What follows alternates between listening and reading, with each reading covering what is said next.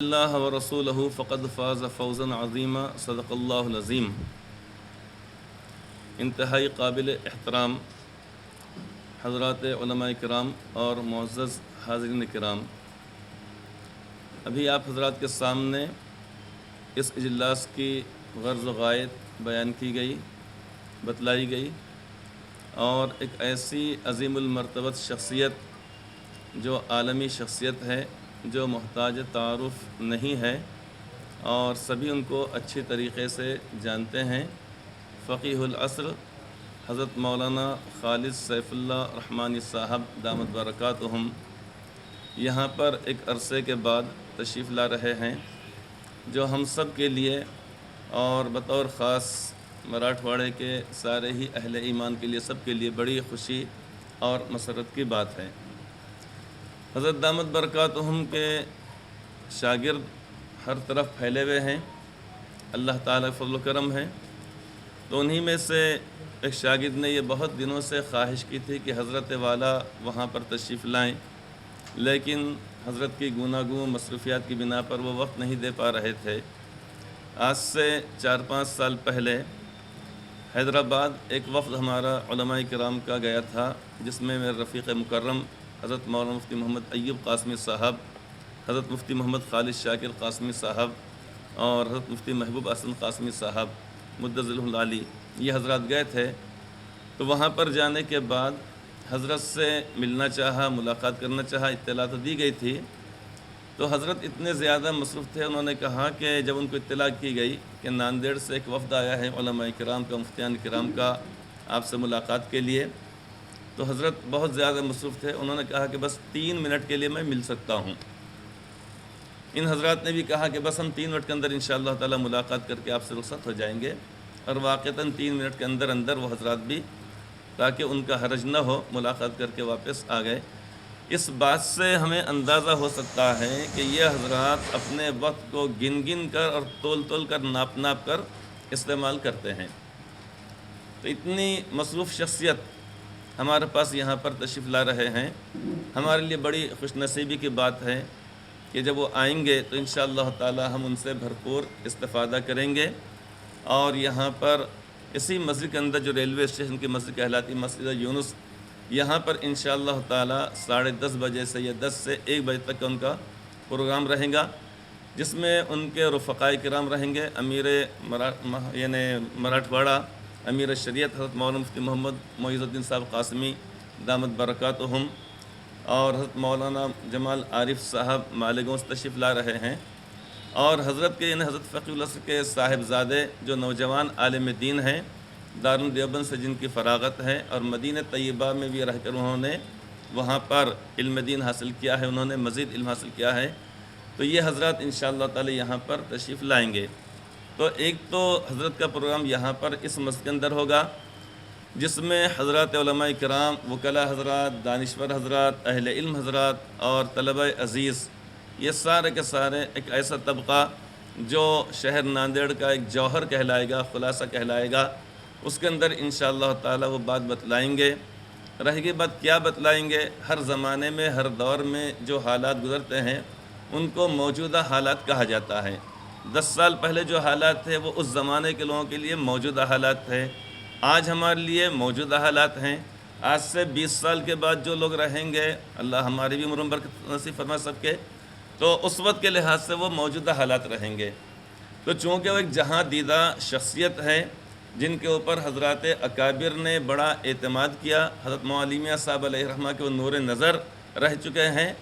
اور اسی طریقے سے اکابر نے ان کے علم کے اوپر، ان کے تقوی پر، ان کی پرہیزگاری پر، ان کی دیانتداری پر، ان کی علم کی گہرائی اور گہرائی کے اوپر،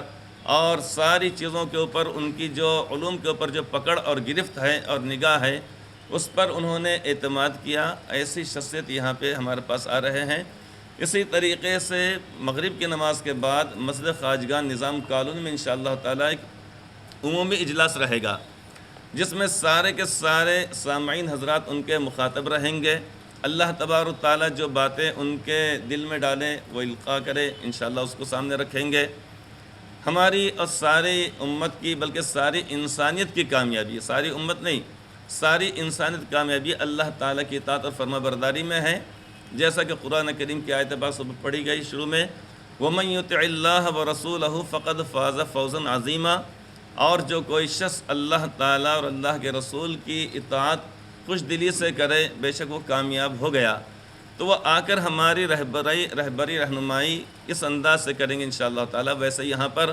علماء کرام اور ہر جگہ پر دنیا کے ہر حصے میں، شہر قریہ بستی گاؤں کے اندر ماشاءاللہ علماء کرام موجود ہیں جو رہبری کرتے ہیں، لیکن وہ چونکہ شخصیت ایک منفرد شخصیت ہے، ان کا اپنا انداز جو ہوگا، حالانکہ انداز بہت ہی دھیما انداز ہوتا ہے، بہت ٹھنڈا انداز ہوتا ہے، لیکن اس انداز سے کہ بس گویا کہ شبنم ہے جو ہمارے دلوں کے اوپر پڑ رہی ہے، یعنی اس طریقے سے انداز ہے جو دلوں کو چھونے والا ان کا بیان ہوتا ہے، حالانکہ کوئی شعلہ بیانی نہیں اور اسی طریقے سے کوئی اس طریقے سے وہ چیز نہیں ہے، لیکن چونکہ جو دل سے جو بات نکلتی ہے اثر رکھتی ہے، پر نہیں طاقت پرواز مگر رکھتی ہے، تو ان کی جو بات ہوتی ہے ہر کسی کے بآسانی سمجھ میں آتی ہے، چونکہ ایک دلی تڑپ، ایک جذبے اور ایک امت کے درد کے ساتھ وہ کہتے ہیں، لہٰذا اللہ تعالیٰ ان کے ان سادہ جملوں کے اندر بھی اللہ تعالیٰ خوب تاثیر عطا فرماتے ہیں، ہر خاص و عام کو بات سمجھ میں آ جاتی ہے۔ تو یہاں پر آنے کے بعد وہ یہ رہبری کریں گے انشاءاللہ تعالیٰ کہ ان حالات کے اندر ہم کو کیا کرنا چاہیے، کیا حکمت عملی اختیار کرنا چاہیے، کیا مثبت انداز اختیار کرنا چاہیے، منفی باتوں سے، منفی سوچ سے، منفی افعال سے اپنے آپ کو بچائے رکھنا چاہیے تاکہ نقصانات ہونے نہ پائے، اور ایسا کام کرنا چاہیے جو ہمارے اپنے لیے بھی نیک نامی کا ذریعہ ہو، ملک کے لیے بھی نیک نامی کا ذریعہ ہو، ملک کی ترقی کا بھی ہو، اور پھر انسان ایک ایمان والا بحیثیت صاحب ایمان اپنی آخرت کیسے سنوارے، کیسے سدھارے۔ تو علماء کرام یہاں پر بھی سب جگہ موجود ہے، لیکن بہرحال انشاءاللہ تعالیٰ وہ رہبری کریں گے۔ ہمیں امید ہے اور اللہ تعالیٰ سے ہم نے دعا بھی یہ کرنا چاہیے کہ یا اللہ ان کا آنا ہر اعتبار سے کامیاب ہو۔ کامیابی صرف یہی نہیں کہ ہزار لوگوں کا مجمع جمع ہو جائے، بلکہ کامیابی در حقیقت یہ ہے کہ ہمارے دل کی دنیا بدل جائے اور ہماری آخرت ہماری سنور جائے، اور ہم صحیح سمت میں اپنے زندگی کے سفر کو جاری رکھیں۔ تو یہ اس کی انشاءاللہ تعالی رہبری اور رہنمائی کریں گے۔ دارالعلوم دیوبند سے بھی الحمدللہ ان کی فراغت ہے، اور دارالعلوم رحمانیہ سے بھی ہے، اور سارے اکابر نے ان کے اوپر اعتماد بھروسہ کیا ہے۔ اس وقت ماشاءاللہ بہت بڑے منصب پر فائز ہیں وہ، کہ آل انڈیا مسلم پسلہ بورڈ کے وہ جنرل سیکریٹری ہیں، اور بے شمار تنظیموں کے سرپرست بھی ہیں، صدر بھی ہیں، کہیں کے معتمد ہیں، کہیں کے کچھ ہیں، کہیں کچھ ہے۔ تو انشاءاللہ تعالی ہمارے سامنے باتیں وہ آئیں گی۔ دارالقضا جو ہمارے پاس یہاں پر چلتا ہے، آل انڈیا مسلم پسلہ بورڈ کی نگرانی میں چلتا ہے،